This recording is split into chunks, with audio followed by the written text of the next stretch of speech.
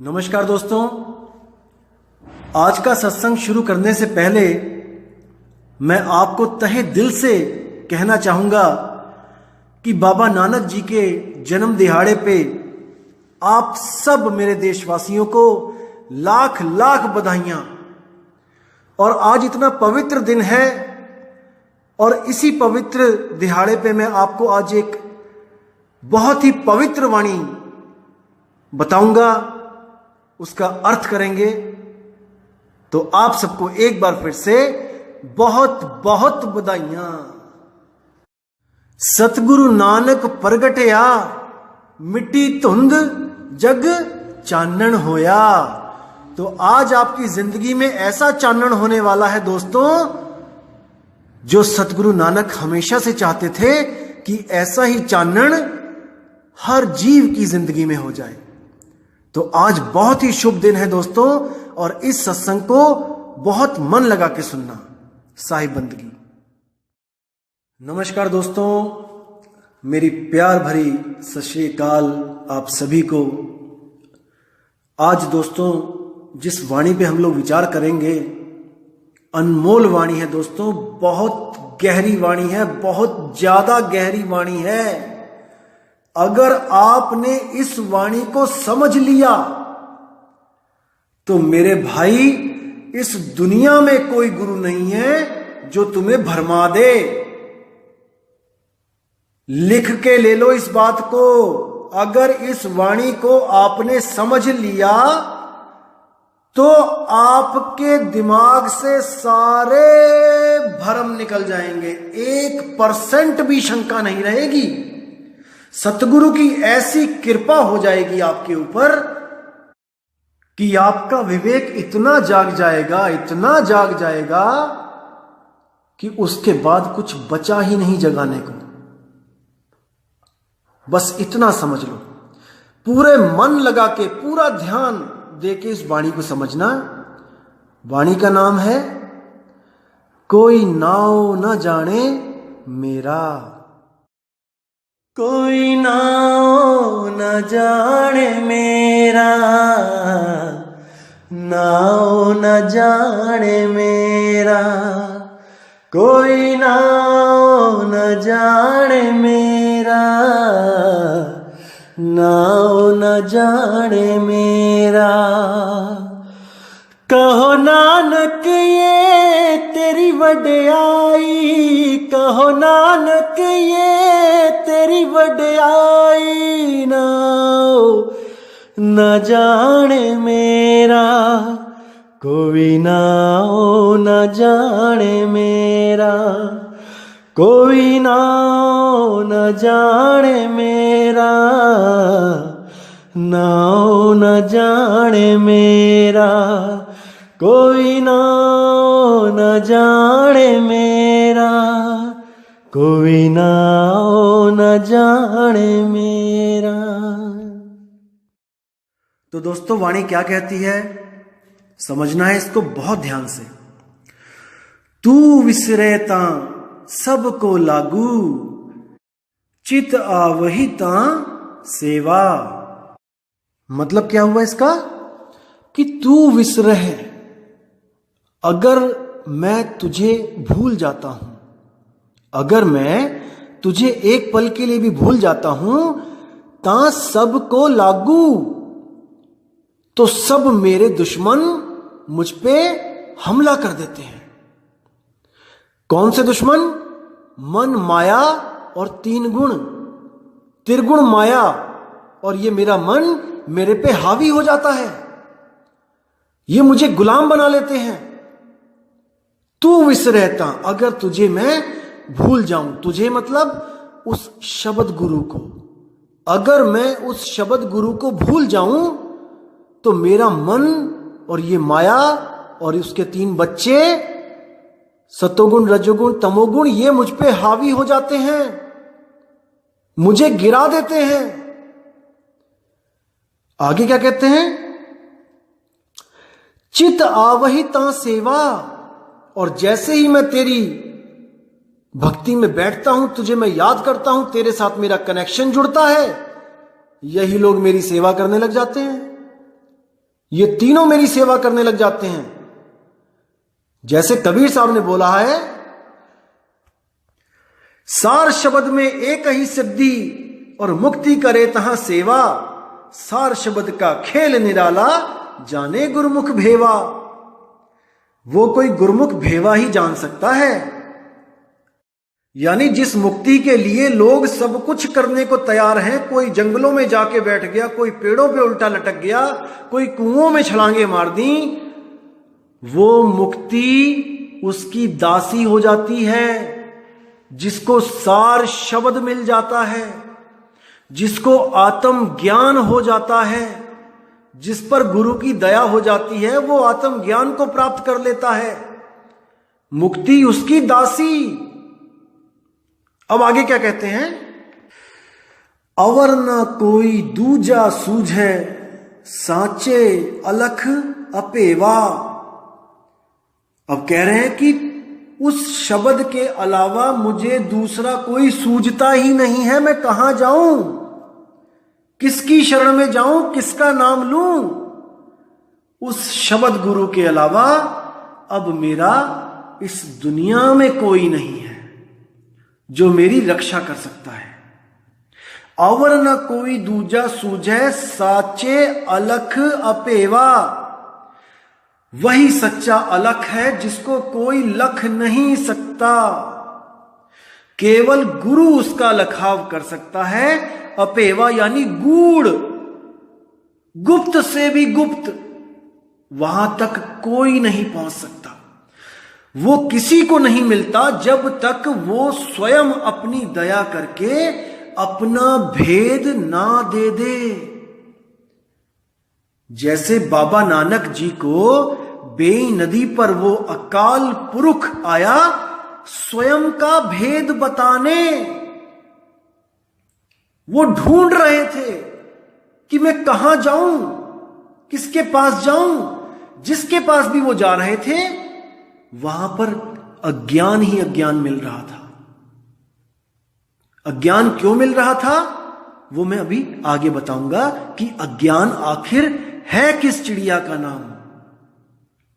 हम लोग कहते हैं ना ज्ञान और अज्ञान। अब हर गुरु का चेला यही कहता है कि मेरा गुरु तो ज्ञानी है, मेरा गुरु तो परमात्मा है, मेरे गुरु जैसा तो कोई गुरु ही नहीं है। हर गुरु यह कहता है और हम भी यही कहते हैं कि भाई मेरे गुरु जैसा कोई गुरु नहीं है। अब इन दोनों गुरु में आपको मैं फर्क बताऊंगा कि हम क्यों ऐसा कहते हैं और बाकी क्यों ऐसा बोलते हैं। दोनों तो सही नहीं हो सकते, सत्य तो एक होता है, दो तो सत्य नहीं हो सकते। तो क्या फर्क है सतगुरु और अधूरे गुरु में। मैं उनको झूठा नहीं कहूंगा। देखो झूठा वो होता है जो सच जानने के बाद भी सच को स्वीकार ना करे।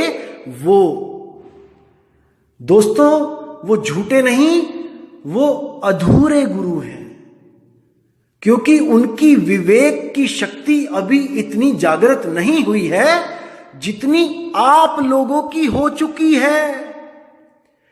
जो ज्ञान आपको, मूल ज्ञान जो कबीर साहब का मैं बता रहा हूं, अगर आप किसी गुरु को जो 50 साल से गुरु गद्दी पे बैठा है उसको अगर ये ज्ञान समझाओगे दोस्तों, उसको भी 1 साल लग जाएगा समझने में, अगर वो विवेकी ना हुआ तो। और अगर वो विवेकी हुआ तो भाई एक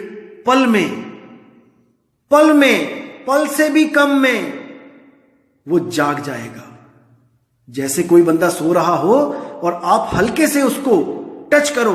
कई लोग होते हैं जो हल्के से टच करने से ही एकदम उठ जाते हैं, और कई कुंभकर्ण ऐसे होते हैं जिनको आप हिला हिला के भी नहीं उठा सकते। तो समझना है आपने इस गूढ़ ज्ञान को, इस मूल ज्ञान को, जो बाकी सब अज्ञान से परे का ज्ञान है, परे का ज्ञान है, पार ब्रह्म ज्ञान है। ब्रह्म ज्ञान नहीं है ये पार ब्रह्म ज्ञान है। पार ब्रह्म परमेश्वर मेरे, सतनाम सतनाम। आगे क्या कहते हैं, चित आवे तां सदा दयाला, लोगन क्या विचारे। अब क्या कहना चाहते हैं कि जब मैं तुझे याद करता हूं, जब तुम मेरे चित्त में आते हो, तो मुझे ऐसा आनंद आता है कि मेरे मुख से निकल जाता है, वाह वाह मेरे गुरु। लेकिन लोगन क्या विचारे, ये बेचारे लोग क्या जाने कि मैं किस आनंद में रह रहा हूं। मेरे आनंद को ये बेचारे लोग कैसे समझेंगे। आगे क्या कहते हैं, बुरा भला कहो किसनो कहिए, सगले जीव तुम्हारे। कि मैं किसको बुरा भला कहूं, कौन से धर्म के लोग अच्छे और कौन से धर्म के बुरे हैं। अरे ये सब तुम्हारे ही तो हैं, केवल अज्ञानतावश ये आपस में बट गए हैं। ये तुझे जान नहीं रहे हैं, ये तुझे मान रहे हैं। दिक्कत ये है, जिस दिन वो सब जान जाएंगे कि तू कौन है, सबका झगड़ा खत्म हो जाएगा। सारी दुनिया में एक ही पंथ चलेगा। पंथ मतलब रास्ता। हम सब एक ही मेले में फंसे हुए हैं। इस मेले से हमारा मन नहीं भर रहा है। इस दुनिया रूपी मेले से किसी का मन नहीं भर रहा है। वापिस वापिस घूम घूम के यहीं आ रहे हैं। इस घर में मरते हैं, उस घर में पैदा हो जाते हैं। तो समझना पड़ेगा मेरे भाइयों। तो आगे क्या कहते हैं, तेरी टेक तेरा आधारा, हाथ दे तू राखी। मतलब कि तू ही मेरा सहारा और तू ही मेरा आधारा, कि तेरे बिना मेरा कोई भी रक्षक नहीं है। अगर तू नहीं तो मैं कभी भी सुरक्षित नहीं रह सकता। जैसे कहते हैं कि जिसदा साहिब डाडा होवे और तिसनो मार न सके कोई। अगर तू नहीं मेरे साथ तो मुझे कोई भी मार देगा, लेकिन अगर तू मेरे साथ है तो मुझे कोई नहीं मार सकता। अब इसका मतलब ये नहीं कि वो शरीर की बात कर रहे हैं कि मेरे शरीर को कोई नहीं मार सकता। दोस्तों, शरीर तो सबका खत्म होगा, लेकिन उस अवस्था को प्राप्त करवा देगा गुरु जहां पर जन्म और मरण ही खत्म हो जाता है। कई लोग मुझसे पूछते हैं, अगर इतना बड़ा है वाहेगुरु तो सिखों की इतनी कुर्बानियां हुई, मदद क्यों नहीं करी उसने। मेरे दोस्तों, उनकी मदद हो रही थी, लेकिन हम जैसे अज्ञानी नहीं देख सकते उनको कि क्या मदद हो रही थी। तत्ती तवी पे चढ़ना आपके और मेरे बस की बात नहीं है। पतीलों में उबलना आपके और मेरे बस की बात नहीं है। पतीलों में शरीर था, लेकिन सुरती मालिक ने शब्द में लगा रखी थी, और ऐसी लगी हुई थी वो कि उनको महसूस भी नहीं हो रहा था कि मैं किसी तवे पे बैठा हूं या मेरे ऊपर कोई आरा चलाया जा रहा है। यह होती है सतगुरु शब्द गुरु की कृपा। तो इसको विवेक के द्वारा दोस्तों इसको समझने की कोशिश करो। आत्म सत्ता को प्राप्त करते ही आप निर्भय हो जाते हो। जब आपको लगता है कि मेरी मौत आ रही है, आप सारी सुरती उठा के शब्द में लगा लेते हो और आप शब्द की तरह निर्भय हो जाते हो, अविनाशी हो जाते हो। अरे आपको कौन मारेगा? कोई नहीं मार सकता। तो मेरे दोस्तों, मेरे भाइयों, मेरी बात को गहराई से समझो। नहीं समझोगे तो 84 में चले जाओगे और ये जो धर्म के ठेकेदार बैठे हैं, कोई तुम्हारी मदद नहीं करेगा। गधे बन के कुम्हार की मिट्टी तुम ढोवोगे और पीछे पड़ेंगे डंडे और आंखों में निकलेंगे आंसू, उस वक्त कोई नहीं आएगा, किसी धर्म का ठेकेदार तुम्हें बचाने नहीं आएगा। जीव तुम्हारा है, तुमने देखना है कि कैसे कल्याण इसका किया जाए। कोई ये नहीं बोलेगा कि हम झूठे हैं, लेकिन दोस्तों संतों की वाणियों से आपने परख करनी है कि मेरा रास्ता सही है या गलत है। संत अपने लिए वाणियां लिख के नहीं गए, अपना तो उनका कल्याण हो चुका था, लेकिन उन्होंने हम जैसे दीन, हम जैसे मूर्खों को समझाने के लिए ये ग्रंथ लिखे हैं। और कोई कहे कि आपको फंसाने के लिए ग्रंथ लिखे हैं, तो उसकी बुद्धि अभी इतनी विकसित नहीं हुई कि वो इन मेरे सतगुरुओं की वाणी को समझ सके।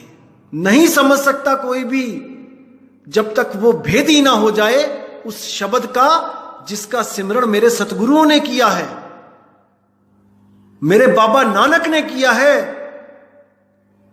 नहीं समझ सकता उसको कोई। तो आगे क्या कहते हैं, जिस जन ऊपर तेरी कृपा तिसको विपुन को भाखे। यानी हे मेरे मालिक, जिस जीव पर तेरी कृपा हो जाए उसको कोई विपदा नहीं आ सकती, उसका बेड़ा पार होना निश्चित है, उसको मुक्त होने से कोई नहीं रोक सकता, कोई नहीं रोक सकता। लेकिन उसको अज्ञान की बेड़ियां तोड़नी पड़ेंगी, उसको इन धर्मों की दीवारें लांघनी पड़ेंगी, वरना उसको 84 में जाने से भी कोई नहीं रोक सकता। परमात्मा की दया होती है जब कोई संत महात्मा, कोई महापुरुष आपके जीवन में आ जाता है। आपके धंधे चलने लग जाते हैं, आप साइकिल से ऑडी में आ जाते हो, आप मर्सिडीज बेंज में आ जाते हो, आप कार से हटके हवाई जहाजों में सैर करने लग जाते हो, तब इसको परमात्मा की दया मत समझना। मत कहना किसी को कि परमात्मा दयाल हो गया है आप पे। दोस्तों कभी नहीं, ये माया दयाल हुई है आप पे, ये माया है दोस्तों, माया। परमात्मा कब दयाल होता है, प्रभु कृपाल कृपा करे तब नानक साधु संग मिले। जब कोई साधु आपके जीवन में आ जाता है जो पूर्ण साधु है, तब आपका जीवन धन्य हो जाता है, धन्य हो जाता है। तो आगे क्या बोलते हैं, ओहो सुख ओहा वडियाई जो प्रभु जी मन पाणी। कि जो प्रभु जी को भाता है, जो प्रभु जी का भाना है, मेरा सुख, मेरी वडियाई उसी में है। जैसे वो मुझे रखना चाहे, मेरे सुख उसी में है। हर स्थिति मुझे मंजूर है, क्योंकि ये मैटर नहीं करता कि मैं इस दुनिया में कैसे रहता हूं, ये मैटर करता है कि मैं इस दुनिया में वापस नहीं आऊंगा।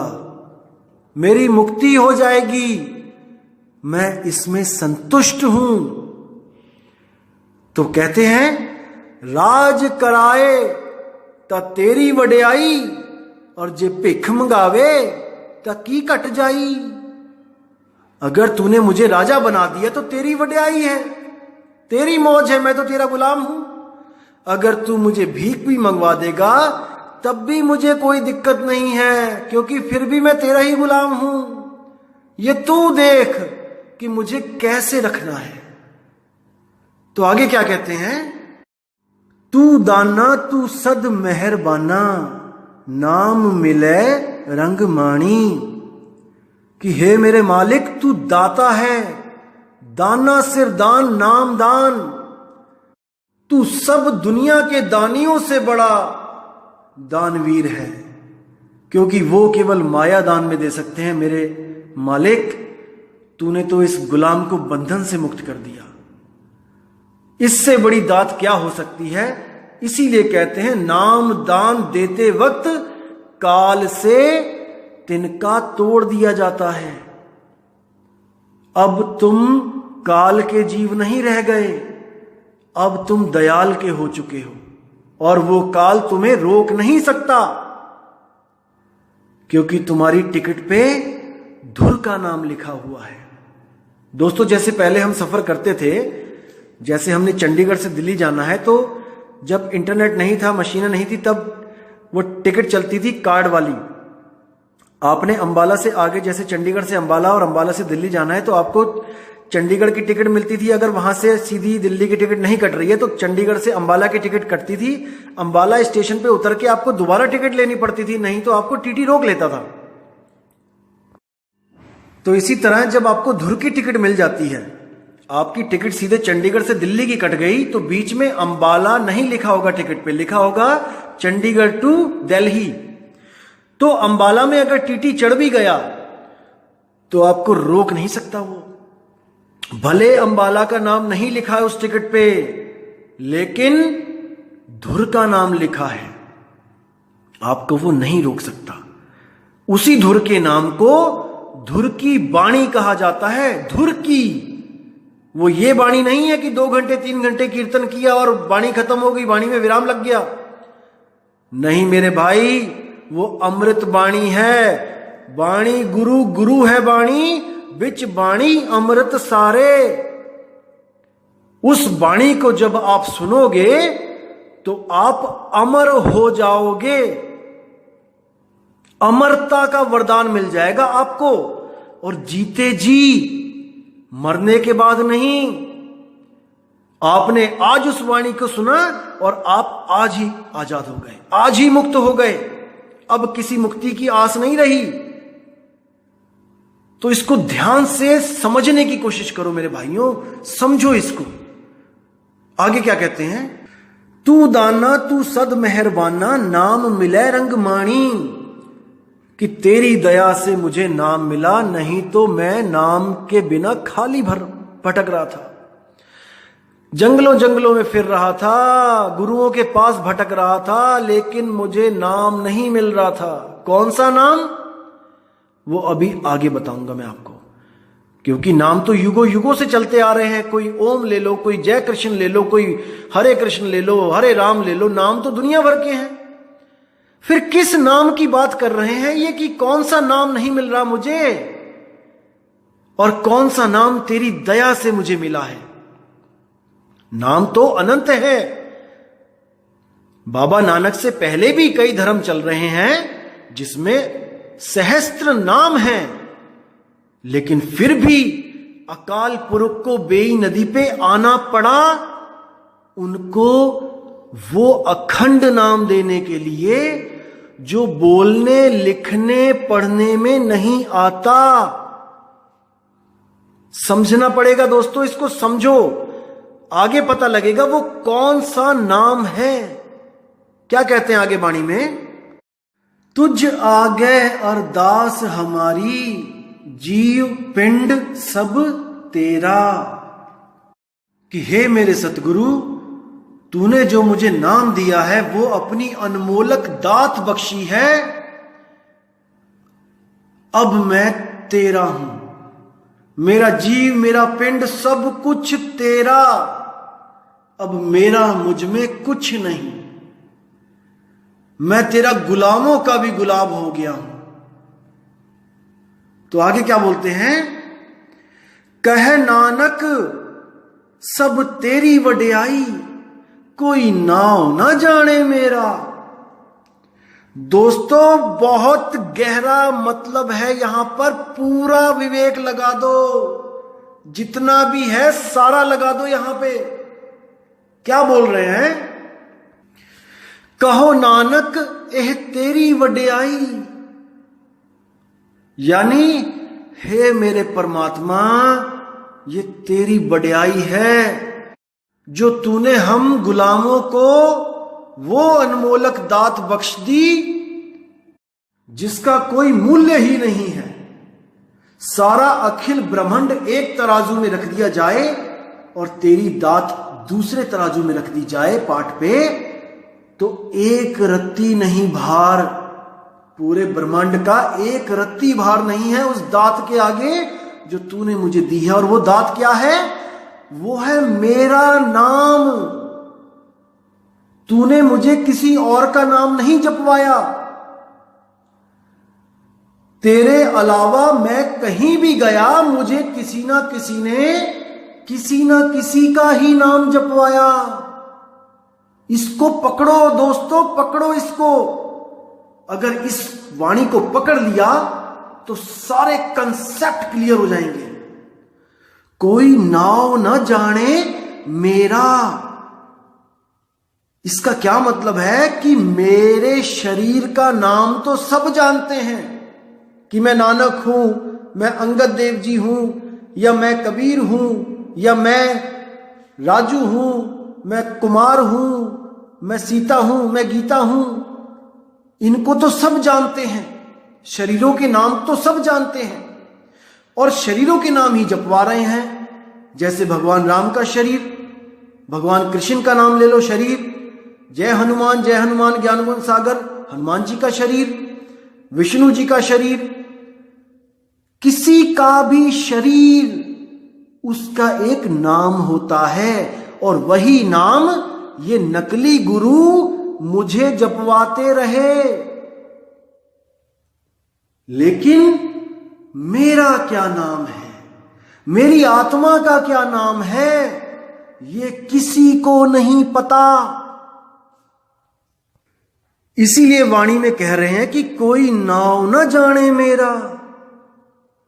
तो दोस्तों ये संकेत है कि अगर आपको कोई भी गुरु, जहां पर आप टिके हो या आप किसी को धारण करने जा रहे हो, अगर वो आपको किसी का भी नाम दे दे जपने के लिए, तो समझ जाना कि आपको आपका नाम नहीं मिला। जैसे किसी ने आपको नाम दे दिया, बेटा ओम जपो, तो आप ओम जप रहे हो, आप ओम से अलग हो, यानी ओम किसी और का नाम है और आपका नाम कुछ और है। किसी ने आपको कह दिया ओम सोहम जपो, तो याद रखना दोस्तों, आप किसी और का नाम जप रहे हो, अपना नहीं। अगर आपको कोई कहता है कि ज्योत निरंजन ओंकार रारंकार सोहंग सतनाम जपो, दोस्तों आप किसी और का नाम जप रहे हो, अपना नहीं। अगर कोई कहता है कि सतपुरुष अकाल मूर्त शब्द स्वरूपी राम जपो, दोस्तों आप अपना नाम नहीं जप रहे हो, आप किसी ना किसी की आस में लगे हो। याद रखना दोस्तों, जब तक आपको आपका नाम नहीं मिल गया, तब तक आपकी मुक्ति नहीं हो सकती। इसीलिए वाणी में कह रहे हैं कोई नाव ना जाने मेरा। सब मुझे दूसरों के नाम जपने के लिए बोल रहे हैं, लेकिन मेरा नाम, मेरी आत्मा का नाम, मेरी स्वयं की आत्मा को कोई नहीं लखा पा रहा है। इसीलिए बोला सोई गुरु पूरा कहाए, दो अक्षर का भेद बताए, एक छुड़ाए। सबके नाम जो आपको जपवाए जा रहे हैं सब छुड़वा दे और एक लखाए, आपकी आत्मा को लखा दे। सो गुरु पूरा कहाए, वही सतगुरु पूरा है। और तब प्राणी निज घर को जाए, तब आप अपने स्वरूप को प्राप्त कर सकते हो, जो आपका असली रूप है। ये देह स्वरूप आपका असली स्वरूप नहीं है और ना ही आप ज्योत स्वरूपी हो। ज्योत तो दोस्तों आपने प्रकट की है, आप शब्द स्वरूपी हो। वो शब्द जो बोलन लिखण से न्यारा है, उसको बोल लिख नहीं सकता कोई भी, वो केवल लखाव के द्वारा प्राप्त किया जाता है। तो अब एक चीज और आपको मैं कंसेप्ट क्लियर करना चाहता हूं कि वो प्राप्ति कैसे होगी। दोस्तों हर धर्म का एक अपना तरीका होता है नामदान का, उस परमात्मा को पाने का, अपने स्वरूप को लखने का। अब आपने ये निर्णय करना है कि हमारे पंथ में, हमारे धर्म में जो हमें बताया जा रहा है वो सत्य है या नहीं। बस अगर आपने इसका निर्णय कर लिया तो दोस्तों आपको मुक्त होने से कोई नहीं रोक सकता। तो जैसे कि आप किसी भी धर्म के फॉलोअर हो, आप अपने धार्मिक जो आपके गुरु हैं या धार्मिक जो आपके प्रीस्ट हैं या आपके जो पुजारी हैं, आप उनके पास जाइए। वो आपको किसी ना किसी विधि से, किसी ना किसी नाम से वो जोड़ देंगे। जैसे आप मंदिर में गए तो वो आपको क्या कहेंगे कि भाई राम राम जपा करो, नहा धो के सुबह अपना आधा घंटा पौना घंटा राम राम राम राम राम जपा, कोई माला फेरी, कोई धूप अगरबत्ती करी, कोई आरतियां करी, इससे आपको मोक्ष मिल जाएगा, मुक्ति मिल जाएगी। और अगर आप ईसाई हो तो आपको वो कहेंगे कि भाई प्रेयर किया करो, आप चर्च में आइए, प्रेयर कीजिए, अरदास कीजिए और गॉड आपको स्वर्ग देगा, आप मुक्त हो जाओगे। अगर आप सिख फैमिली में हो तो आपको क्या बोला जाएगा कि भाई आप ऐसा करो, अमृत छको, ठीक है, और उसके बाद आप वाहेगुरु वाहेगुरु का जाप करो, सुबह सुबह उठो, अमृत वेले में पाठ करो और आपको इससे मुक्ति मिल जाएगी, आपको शब्द गुरु मिल जाएगा। और अगर आप मुसलमान हो तो आपको बोला जाएगा कि आप ऐसा करो कि आप 5 टाइम की नमाज पढ़ो, आप कलमा पढ़ो और अपना मस्जिद में आया करो और अपना रहनी गहनी अपना कुरान के हिसाब से रखो, आपको मुक्ति मिल जाएगी, अल्लाह आपको जन्नत बख्श देगा। दोस्तों सब आपको बिल्कुल आपकी तसल्ली करा देंगे कि आप गलत रास्ते पे नहीं हो। आप मंदिर आइए, आप गुरुद्वारा आइए, आप मस्जिद में जाइए, आप चर्च में जाइए, आप बिल्कुल ऑन द राइट ट्रैक हो, आप पहुंचोगे वहां तक जिसको आप मिलना चाहते हो। लेकिन होता क्या है दोस्तों, और आप उन पे विश्वास करके अपने अपने धर्म में अपनी पूरी जिंदगी धार्मिक कार्यों में और अपना संगत की सेवा करने में लगा देते हैं। बहुत अच्छी बात है कि आप अपने कर्म बिगड़ने नहीं देते, क्योंकि संगत की सेवा ही गुरु की सेवा होती है। बहुत अच्छी बात है। लेकिन मोक्ष, मुक्ति ये कैसे मिलेगी? ये सेवा से नहीं मिलती, ये संगत की सेवा से नहीं मिलती। संगत की सेवा से आपके कर्म अच्छे हो जाते हैं, आपको पुण्य प्राप्त होता है और आप अगले जन्मों में एक अच्छी जून प्राप्त करके कुछ अमीर हो सकते हो, कुछ सुख ज्यादा मिल सकते हैं, वैभव मिल सकता है। लेकिन मुक्ति के लिए दोस्तों केवल नाम, मुक्ति का जो आसरा है वो केवल नाम। अब कौन सा नाम, इस पे विचार करना है। कोई राम राम जपता है, कोई अल्लाहु अल्लाहु करता है, कोई हालेलुया करता है, ईसाई लोग हालेलुया करते हैं, और कोई वाहेगुरु वाहेगुरु करता है। सब अपने अपने धर्मों पे अटल हैं। अब आते हैं मुद्दे पे कि क्या इन नामों को जपने से मुक्ति होगी? मुद्दा यह है, क्या ये नाम वो नाम है जिस नाम की संतों ने महिमा गाई है? क्या ये सतनाम है? सतनाम यानी कि सच्चा नाम है? क्या ये अखंड नाम है जो कभी खंडित नहीं होता? क्या ये वही शब्द है जिसके लिए बाबा नानक जी ने बोला, शब्दे धरती शब्दे आकाश शब्दी शब्द भया प्रगाश, सकल सृष्टि शब्द के पाछे नानक शब्द घटे घटे आछे। कि सारी दुनिया शब्द के पाछे, पहले शब्द था, सारी दुनिया बाद में प्रकट हुई है। पहले वो अखंड शब्द था जो कभी खंडित नहीं हो सकता, जिसको नाम निरंतर कहा जाता है। जिसको धुर की बाणी कहा जाता है, जो धुर से आ रही है, जो यहां पे बनाई है वो नहीं। जो कुछ संतों ने मिलके बाणी लिख दी वो धुर की बाणी नहीं है। धुर की बाणी वो शब्द है जिसको सुन के बाबा नानक के मुंह से निकला था, वाह वाह गुरु, वाह मेरे गुरु, क्या चीज दी आपने मुझे। उस चीज को अनुभव करते ही बाबा नानक के मुंह से निकला वाह। अब इस वाह पे आते हैं दोस्तों, क्या है ये वाह। आज सारा सिख पंथ वाह गुरु का जाप करता है। आखिर ये वाह गुरु है क्या?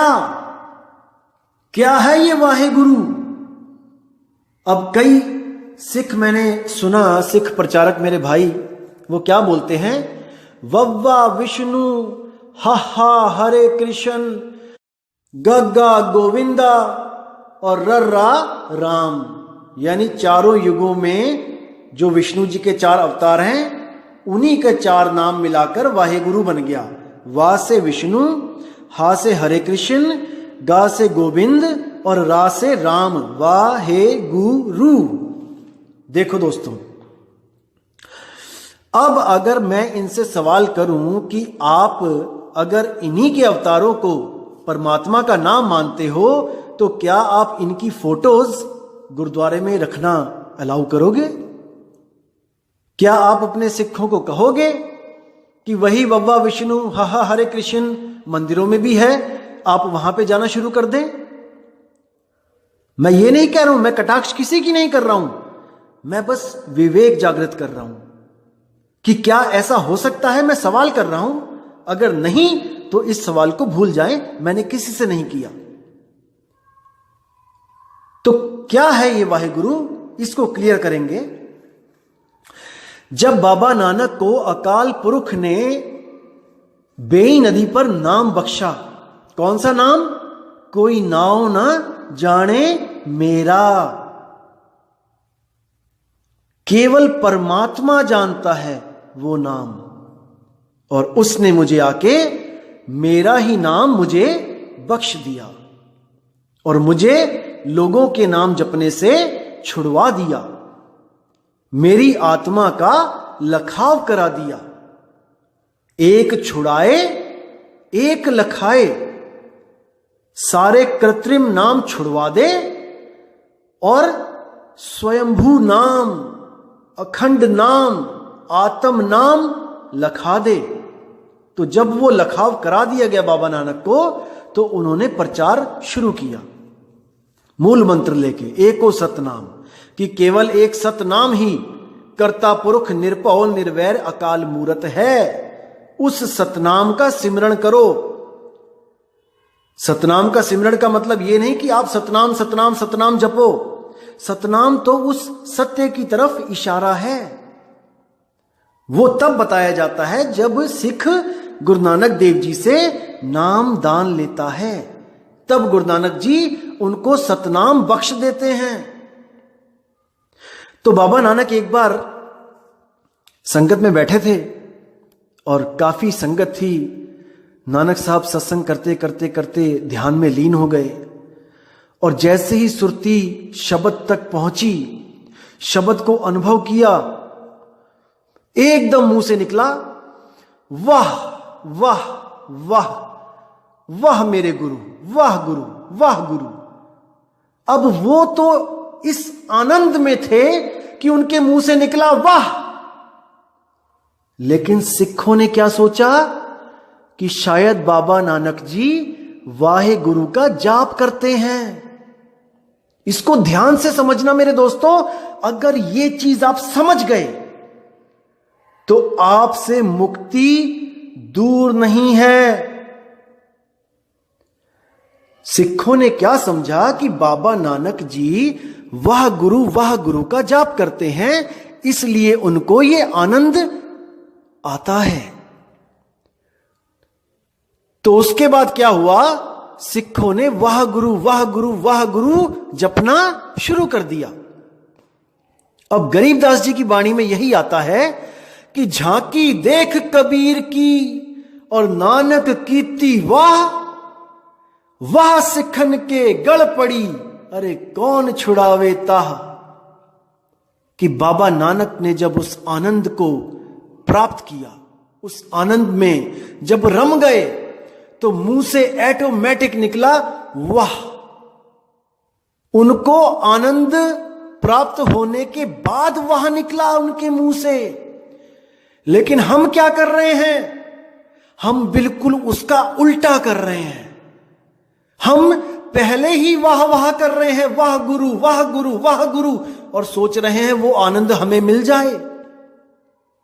दोस्तों, इसको मैं अच्छी तरह समझाता हूं, हर चीज आपकी क्लियर हो जाएगी आज। जैसे मान के चलो कि आपको सबसे अच्छा जो स्वीट डिश है आपको लगती है रसमलाई, सबसे अच्छी आपकी फेवरेट डिश है रसमलाई। आप किसी हलवाई की दुकान पे गए और आपने वहां ऑर्डर दिया कि रसमलाई मुझे खानी है, आप 1 प्लेट रसमलाई ले आओ। तो दोस्तों, जब तक वो रसमलाई लेके नहीं आता, जब तक आप बिल्कुल शांत बैठे हो, आपके मुख से कुछ नहीं निकल रहा है, बिल्कुल शांत, कुछ जप नहीं रहे हो, कुछ नहीं कर रहे हो, बस शांत बैठे हो, इंतजार कर रहे हो। जैसे ही रसमलाई आपके सामने आई और आपने चम्मच से जैसे ही उसको मुंह में डाला और जैसे ही वो आपके मुंह में घुली, तो आपके मुंह से अपने आप निकला वाह, और आपके मन में इतना आनंद आ गया कि क्या चीज मैंने आज खाई है।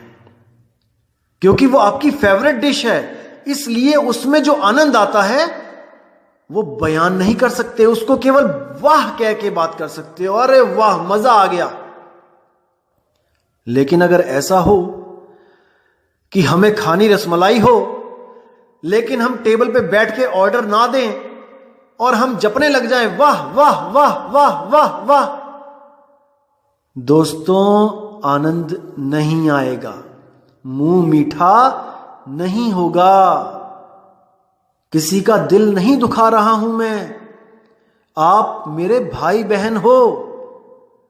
मैं कभी नहीं चाहता कि मेरी वजह से किसी का दिल दुखे, लेकिन मुझे बहुत दुख होता है कि जो मेरे बाबा नानक ने जिस सत्य को प्रचार करने के लिए कहां कहां नहीं पैदल गए, सिद्धों के साथ गोष्ठियां करी, आज उनके ही बच्चे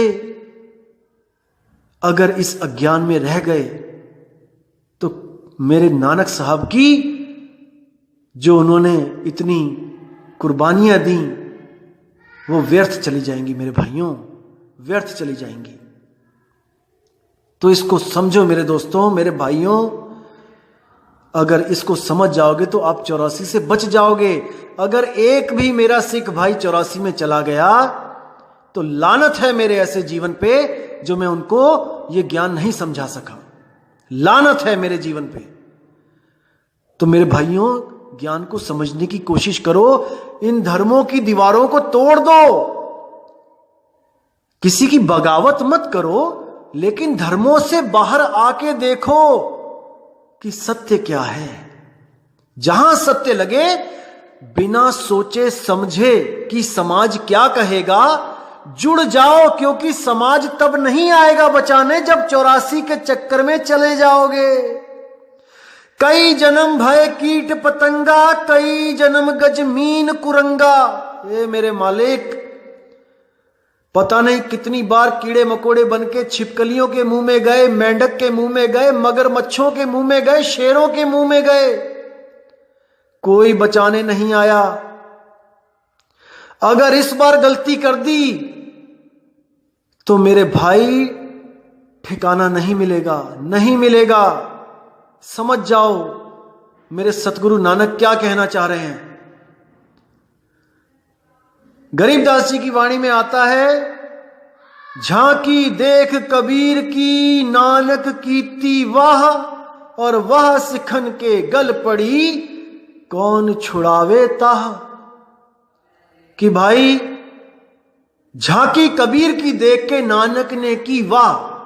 अब जो अज्ञानी गुरु होगा वो क्या कहेगा कि नानक साहब जब सतलोक में गए और वहां पर कबीर साहब की झांकी देखी तो उन्होंने कहा, वाह दोस्तों, ये बिल्कुल महा अज्ञान है। कबीर वो नहीं है जो किसी तख्त पे बैठा है राजा, नहीं।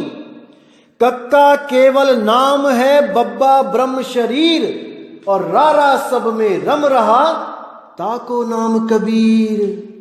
उसका नाम कबीर है जो सब में रम रहा है, जो आत्म देव है, और उसी आत्मा में परमात्मा बसता है।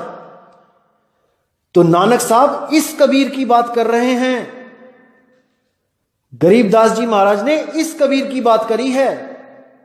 नानक साहब ने भी कहा है, हक्का कबीर करीम तू बेऐब परवरदिगार। यानी कि अगर इस दुनिया में कुछ है जानने योग्य तो वो कबीर है, वो आत्मदेव है। जब आत्मदेव को आप पहचान जाओगे, उसको साधोगे, सुरती को साधोगे आत्मा में, और जब आत्म ज्ञान में प्रवेश करोगे, तब आपके मुंह से भी ऑटोमेटिकली निकलेगा, वाह वाह गुरु, क्या आनंद आ गया, मेरे गुरु ने क्या दात दी कि आनंद ही आ गया। तो दोस्तों, इसको बात को समझो मेरी, और अपना आत्म कल्याण इसी जन्म में जीवित ही करवा लो, जीते जी करवा लो। जीवित मरिए भवजल तरिए, जीवित मरना है हमने। मरता मरता जग मुआ, मरना जाने ना कोई, और ऐसी मरनी जो मरे बहुर ना मरना होए। एक बार मर के तो देखो, जीवित मृत्यु प्राप्त करके तो देखो। अरे संतो, जीवत ही करो आशा। साहिब कहते हैं, जीते जी आशा करो कि मुझे मुक्ति मिले, मर के मत करना। मरने के बाद पता नहीं कहां चले जाओगे। जीते जी तो गवाही खुद दोगे कि हां मैं मुक्त हूं। जब आत्म स्वरूप में आओगे, तब आपको वो आनंद आएगा जो मलूक दास जी कहते हैं। दास मलूक सलूक कहते हैं, खोजो खसम कबीर। यानी उस आत्म देव को खोज लो मेरे भाई, इससे पहले कि आपको ये देह छोड़नी पड़े। अपना असली घर ढूंढ लो। तो दोस्तों, उम्मीद करता हूं कि आपको आज का ज्ञान बिल्कुल बिल्कुल क्लियर समझ में आ गया होगा, क्योंकि मैं पौड़ी दर पौड़ी बताता आ रहा हूं। और कोई भी मेरा जो भाई है जो अभी अभी मेरे ऑडियो सुनने लगा है, उनसे मैं विनती करता हूं कि शुरुआत से शुरुआत करो। बीच में से अगर एकदम आओगे तो नहीं समझ में आएगा। बिल्कुल नीचे से शुरुआत करो, जहां पहली ऑडियो है। और मैं आपसे विनती करता हूं कि जहां पे मैंने मूर्खों ऐसे शब्दों का मैंने प्रयोग किया है, मैंने ऐसे लोगों के लिए प्रयोग किया है दोस्तों, जो संतों को गालियां देते हैं। मेरा किसी से कोई बैर नहीं है, वो भी मेरा ही भाई है। लेकिन मूर्ख का मतलब होता है बिना सोचे समझे कोई भी बात मुंह में आई, वो 10 लोगों के सामने रख दी, तो वहां पर उसको मूर्ख ही कहा जाता है कि अरे मूर्ख, तुझे अकल नहीं है, तू क्या बोल रहा है। तो इस भाव को समझो, मैं किसी का दुश्मन नहीं हूं, ना मेरा कोई दुश्मन है। हम सब एक मालिक के बच्चे हैं। तो दोस्तों, अब मैं आपसे विदा चाहूंगा, क्योंकि ऑडियो भी बहुत लंबी हो गई है। लेकिन आप लोग ने दोस्तों विवेक को कभी नहीं त्यागना है, विवेक करते चलो। मैं ये नहीं कहता हूं कि किसी पंथ में कोई झूठ बोल के आपको बहका रहा है, नहीं दोस्तों, ये भूल हमसे हुई है। ये भूल इंसान से ही हुई है, हर धर्मों में भूल हुई है, क्योंकि हम इंसान हैं, हम भगवान नहीं हैं। लेकिन इस भूल को सुधारने के लिए परमात्मा इस दुनिया में आता है, इतना भी विश्वास रखो। जैसे बाबा नानक को बेई नदी पे परमपिता परमात्मा मिलने आए, वहां पर उनको सार शब्द दिया, आत्मज्ञान दिया। दोस्तों, इसी तरह मदन साहिब को भी आत्मज्ञान परमपिता परमात्मा ने दिया आके। ऐसे ही नहीं 52 से परे की बातें हो रही हैं, ऐसे ही नहीं आत्मज्ञान की बातें हो रही हैं। दोस्तों, मालिक आ चुके थे, उन्होंने नाम दे दिया है। यकीन करो, ज्ञान को समझो और मुक्ति की तरफ अग्रसर हो जाओ। और इस शब्द को अच्छी तरह समझने की कोशिश करो जो मैंने आज आपको क्लियर किया है। और दिल से एक ही आवाज निकलेगी जब इसको समझ जाओगे। और वो क्या आवाज है? कोई नाओ न जाने मेरा, नाओ न जाने मेरा, कोई नाओ न जाने मेरा, नाओ न जाने मेरा।